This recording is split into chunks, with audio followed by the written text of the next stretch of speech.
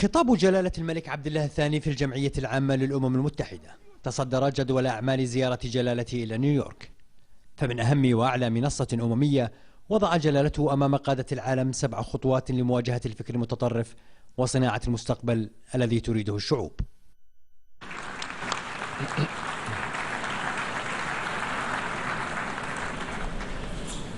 بسم الله الرحمن الرحيم. Mr. President, Secretary General, Your Excellencies, thank you. It is an honor to stand before this distinguished General Assembly.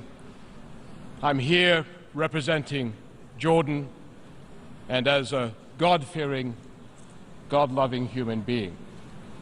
I'm here as a father who wants his children, like yours, to live in a compassionate and more peaceful world. Such a future is under serious threat from the Khawarij, the outlaws of Islam that operate globally today. They target religious differences, hoping to kill cooperation and compassion among the billions of people of all faiths and communities who live side by side in our many countries. These outlaw gangs use suspicion and ignorance to expand their own power, and worse still is the free hand they grant themselves to distort the word of God, to justify the most atrocious of crimes. All of us here are united by our conviction that these forces must be defeated. But before we ask how to achieve this objective, let us ask, what if they were not defeated? What would our world look like? Can we tolerate a future where mass murder, public beheadings, kidnapping, and slavery are common practices? Where the persecution of communities is law? Where humanity's cultural treasures, preserved for thousands of years, are systematically destroyed? I have called this crisis a third world war, and I believe we must respond with equal intensity. That means global collective action on all fronts.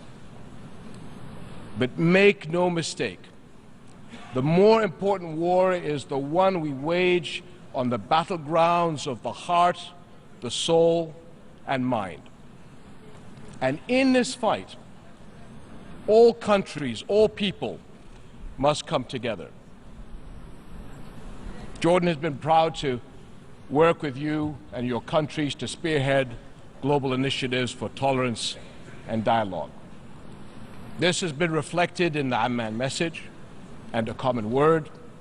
And 4 years ago, we helped create the UN's Global Interfaith Harmony Week, an event to focus all people, especially young people, on the essentials of tolerance and coexistence.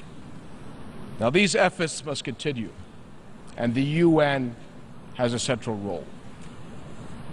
But all of us as individuals and as leaders must help build the road ahead. And let me suggest 7 essential steps. First, let us get back to basics, to the essence and shared spirit of our respective faiths and creeds. It seems to me that we can sometimes lose sight of the larger picture. What separates humanity is minuscule compared to what we hold in common.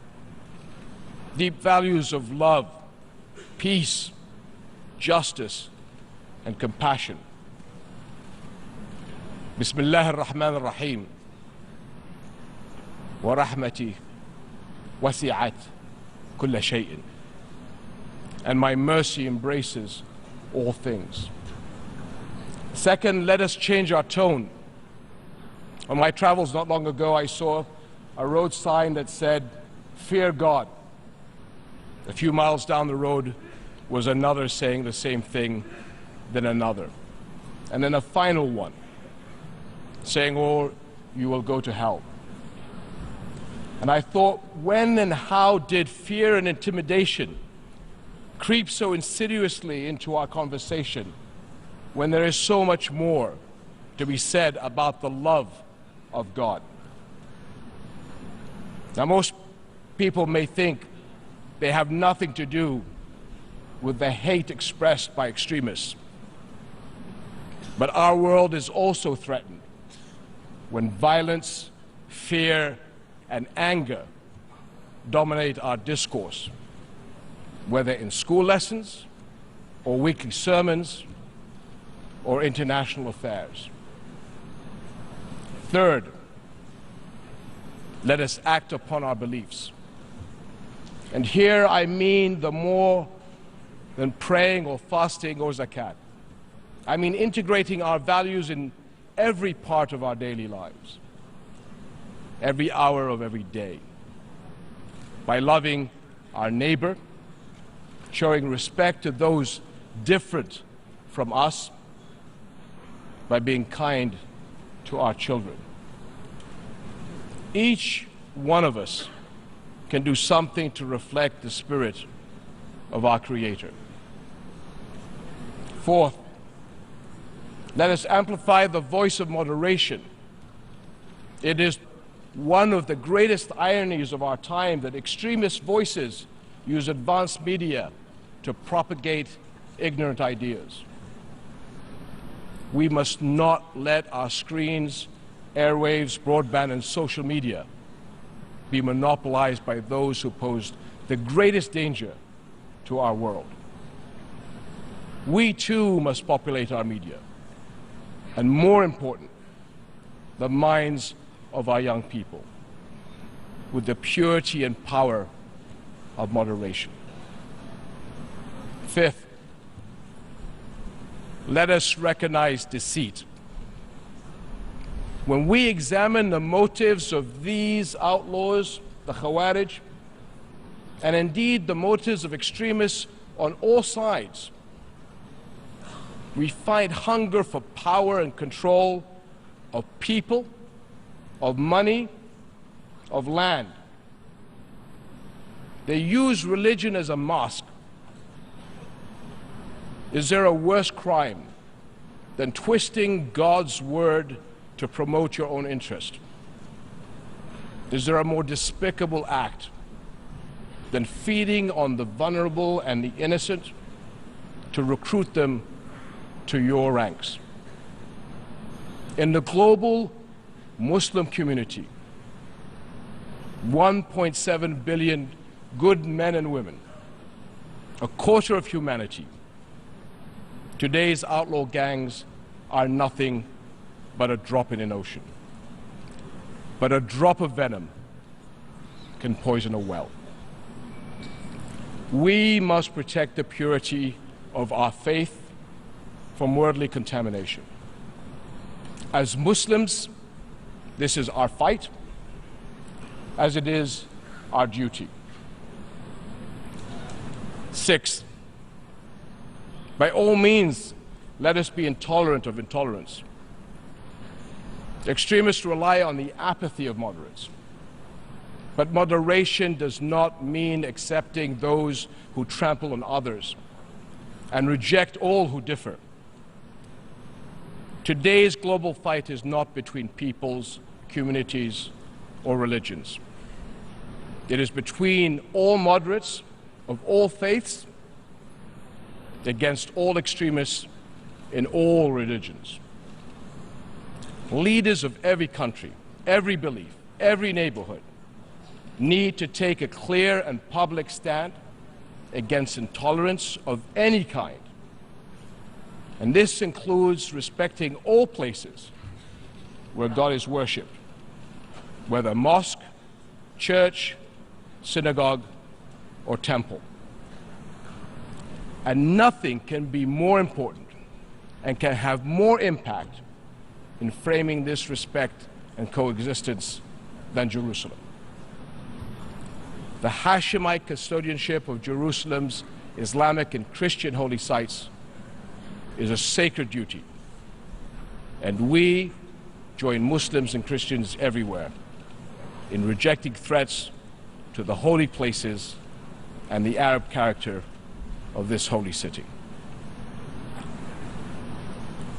My friends, our seventh step is hyperconnectivity.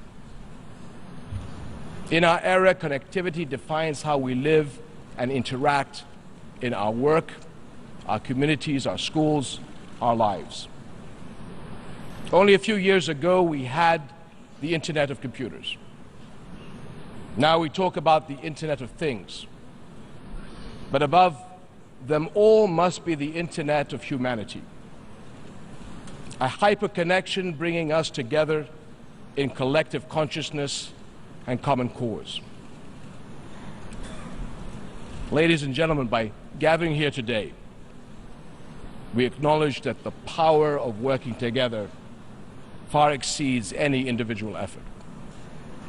This great General Assembly must address urgent world issues, sustainable inclusive development that can deliver more opportunity, especially to young people, and peaceful political solutions to regional crises. It is the world's obligation to find solutions and provide relief for the millions of refugees in my region. Today, we are still facing huge shortfalls, cuts, and threats to vital UN programs and agencies, including UNRWA, UNHCR, and WFP. Today, we are haunted by the images of thousands of refugees on the shores and borders of Europe, seeking hope far away from their homeland. In Jordan, we have been faced with this challenge since the beginning of the Syrian crisis. Today, Syrian refugees alone constitute 20% of my country's population. We have been taking on a significant part of the burden of this humanitarian disaster off the international community's shoulders since the beginning. However, support to our country has been a small fraction of the cost we have endured. It is high time that the international community acts collectively in facing this unprecedented humanitarian crisis and support countries like Jordan and Lebanon, which have been carrying the brunt of this burden for over the past 4 years. My friends, in these areas we must act and act collectively for the future of our world. And connectivity is key. The values we share, equality, compassion, hope, need to be connected to everything we do. And we must keep ourselves connected to each other for the good of all. These bonds are the power and promise of our United Nations. Here together we can and must create the future our people need. A safer, stronger world of coexistence, inclusion, shared prosperity, and peace. 7 steps can bring us closer to our destination. God willing, our countries and peoples will achieve these and many more. Thank you very much. ورأى جلالته أن الحرب على الإرهاب التي تدور رحاها في ميادين القتال لن تحسم إلا في ميادين الفكر، مجددا جلالته التأكيد خلال مشاركته في قمة دعا إليها الرئيس الأمريكي باراك أوباما بحثت جهود التحالف الدولي لمواجهة التطرف والإرهاب أن المعركة مع عصابة داعش هي معركتنا بالدرجة الأولى، وعلى الأمة الإسلامية أن تقود هذه المعركة. بسم الله الرحمن الرحيم. Thank you, President Obama, for your continued leadership and commitment on this issue, which is possibly the greatest collective threat of our time.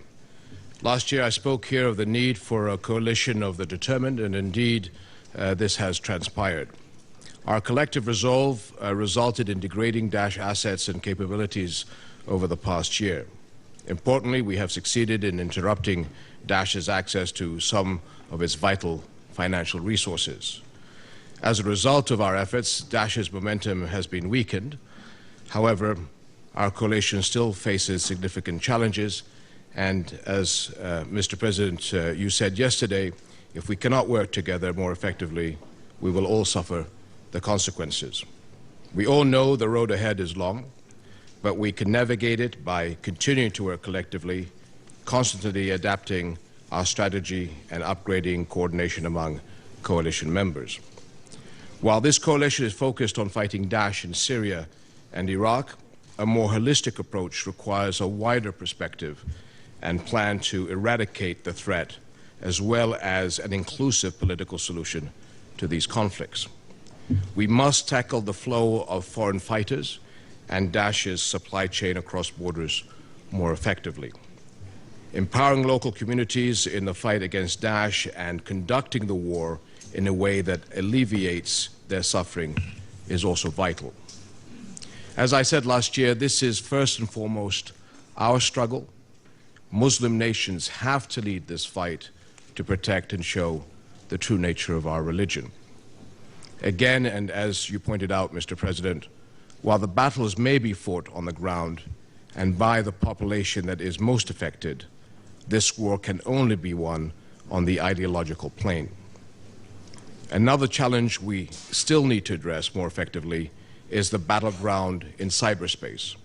We know Daesh is replenishing its ranks by targeting and luring potential members worldwide through social media, and it is still able to fund new recruits' travel to Syria and Iraq. Daesh, Al-Shabaab, Boko Haram, and various terrorist groups that we are looking at are offshoots and franchises of the same threat and are in Sinai, Libya, Yemen, Mali, and now in Afghanistan and elsewhere in Africa and Asia. None of us are safe until we have a path forward that addresses this interconnected reality.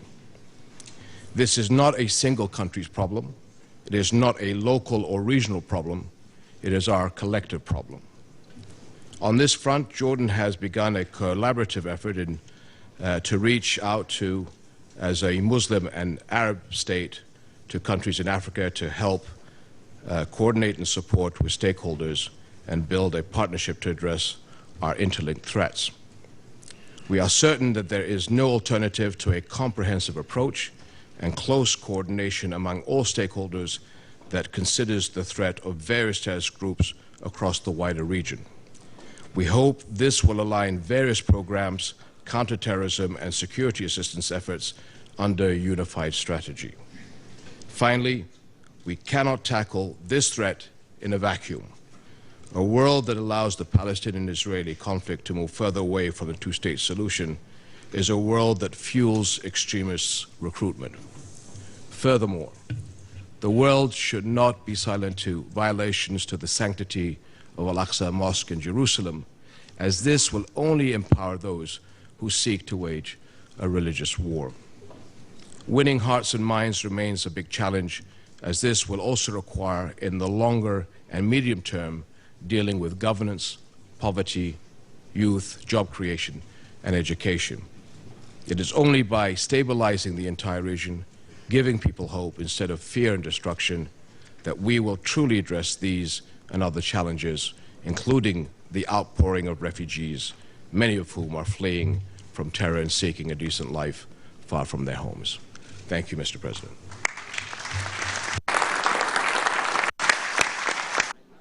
خطاب جلالة الملك في الجمعية العامة وكلمته في قمة جهود التحالف الدولي لمواجهة التطرف والإرهاب تناقلتها وسائل إعلام عالمية وعربية، مشيدة بمضامينها في تحذير المجتمع الدولي من أخطار آفة الإرهاب والتطرف ومن انتهاكات إسرائيل المتكررة للمسجد الأقصى والحرم القدسي الشريف.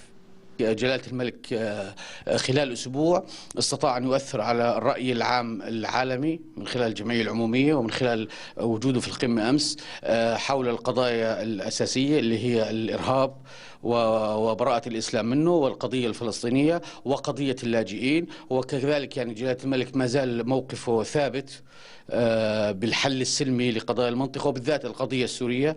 وبدأنا أن نلاحظ أن هناك أصوات كثيرة أيضا بدأت تنادي بالحل السلمي، لأن الصراع لن يؤدي إلى حل.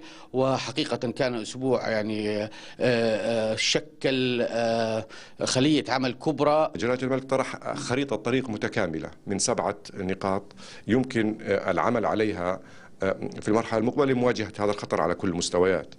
وتم يعني جلالة الملك يملك تصور واضح لكيفية مواجهة خطر الإرهاب، وينبغي على العالم أن يسمع لهذه التصورات والأفكار. وأنا أعتقد أن جلالته سيعمل في المرحلة المقبلة على حشد التأييد لخطة مكافحة الإرهاب على المستوى الفكري الأيديولوجي والإعلامي على مستوى العالم وليس على مستوى المنطقة فقط.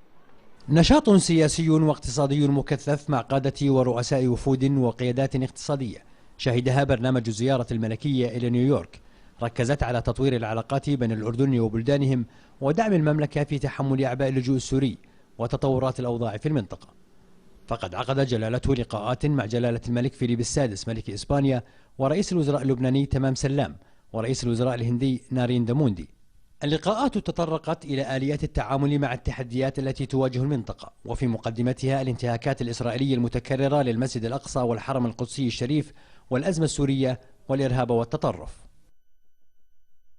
التحديات المشتركة التي تواجه دول الإقليم خصوصا الإرهاب والتطرف وأهمية التصدي له بمنظور شمولي ومن خلال نشر رسالة الإسلام السمحة التي تمثل قيم الاعتدال والتسامح والوسطية، كانت أبرز محاور لقاءات جلالته مع رئيس جمهورية بنما خوان كارلوس فاريلا ورئيس الغابون علي بونغا أونديمبا ورئيس وزراء ألبانيا إيدراما، فيما جرى خلال اجتماع ثلاثي ضم إلى جانب جلالته رئيس الوزراء البريطاني ديفيد كاميرون ورئيس البنك الدولي جيم يونغ كيم بحث سبل توفير مساعدات ومنح وأدوات تمويل ميسرة للأردن وتمكينه من تقديم الخدمات الأساسية للاجئين السوريين. وبحث جلالة الملك ووزير الخارجية الأمريكي جون كيري تطورات الأوضاع في الشرق الأوسط، حيث تم التأكيد على ضرورة وقف الانتهاكات الإسرائيلية في الحرم القدسي الشريف وأهمية مواصلة المجتمع الدولي جهوده لمحاربة العصابات الإرهابية وإيجاد حل سياسي ينهي الأزمة السورية. جلالته أجرى أيضا مباحثات مع رئيسة كوسوفو عاطفة يحيى آغا تناولت آخر المستجدات الإقليمية والجهود الدولية المبذولة لإيجاد حل للأزمة السورية. وتمحورت لقاءات جلالة الملك مع الرئيس النمساوي هاينز فيشر ورئيس وزراء تركيا أحمد داوود أوغلو والرئيس السنغالي ماكي سال والرئيس الصومالي حسن شيخ محمد والرئيس الأوغندي يوري موسيفني والرئيس البولندي أندري دودا حول الأزمة السورية وأهمية وقوف المجتمع الدولي إلى جانب الدول المستضيفة للاجئين، وهو الموضوع الذي أكد عليه جلالة الملك أيضا في لقاء آخر مع الأمين العام للأمم المتحدة بان كيمون. اللقاء تناول أيضا جهود تحقيق السلام والاستقرار في الشرق الأوسط والعالم وأهمية عودة الفلسطينيين والإسرائيليين إلى المفاوضات على أساس حل الدولتين. وكانت الاعتداءات والانتهاكات الإسرائيلية المستمرة في الحرم القدسي الشريف محور لقاء جمع جلالة الملك والرئيس المصري عبد الفتاح السيسي، واللذان أكدا أنه سيكون لها تداعيات خطيرة على الأمن والاستقرار في المنطقة. فيما شدد جلالة الملك ورئيس الوزراء العراقي حيدر العبادي في لقاء آخر على ضرورة محاربة الإرهاب والتطرف خصوصا في العراق وسوريا وتكثيف التعاون الدولي في هذا الاتجاه. لقاءات جلالة الملك مع كل من العاهل الهولندي ويليام ألكسندر والرئيس النيجيري محمد بوخاري ورئيس الوزراء الإيطالي ماتيو رينزي ورئيس الوزراء الياباني شينزو آبي ورئيس الوزراء الإثيوبي هيلا مريم ديسالين والرئيس المالي إبراهيم أبو بكر كيتا تناولت الاعتداءات الإسرائيلية في المسجد الأقصى والحرم القدسي الشريف وضرورة التصدي لها ومواجهتها بكل حزم، كونها تهدد الأمن والاستقرار وتقوض الجهود الدولية لدفع مفاوضات السلام المتوقفة بين الفلسطينيين والإسرائيليين. وأكد جلالة الملك خلال مباحثات أجراها مع الرئيس اليمني عبد ربه منصور هادي دعم الأردن للشرعية في اليمن والجهود الهادفة إلى تحقيق مستقبل آمن ومزدهر للشعب اليمني الشقيق. الرئيس اليمني الذي أشاد بمضامين خطاب جلالته في اجتماعات الجمعية العامة للأمم المتحدة قدر مواقف جلالة الملك الداعمة للشرعية والشعب اليمني.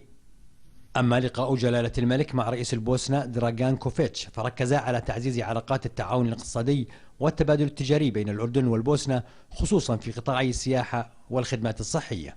لقاءاته الثنائية مع قادة وزعماء العالم وبشكل مكثف كعادة جلالة سيدنا في النشاط المكثف والدؤوب، زعماء من أمريكا الشمالية، من أمريكا الجنوبية، من أوروبا، من إفريقيا، من الشرق الأقصى، وطبعا أشقائه في العالم العربي. فكان برنامج حافل ومكثف. حضور جلالة الملك دائما حضور مميز، ويحرص قادة العالم على الجلوس مع جلالته والتشاور معه والاستماع إلى وجهة نظره وتحليله للأمور، لأنهم دائما يجدون في صوت جلالة الملك وفي مواقفه صوت الحكمة والمعرفة واستشراف المستقبل. وكان جلالة الملك استهل زيارة العمل إلى الولايات المتحدة الأمريكية بلقاء القائمين على مصنع شركة ويست وورد للأدوية المملوكة لشركة أدوية الحكمة الأردنية في ولاية نيوجيرسي، والتي تشكل دليلا على قدرة الصناعة الأردنية على أن تصبح عالمية، حيث تنتشر مصانع المجموعة في 11 بلدا ومنها الولايات المتحدة الأمريكية.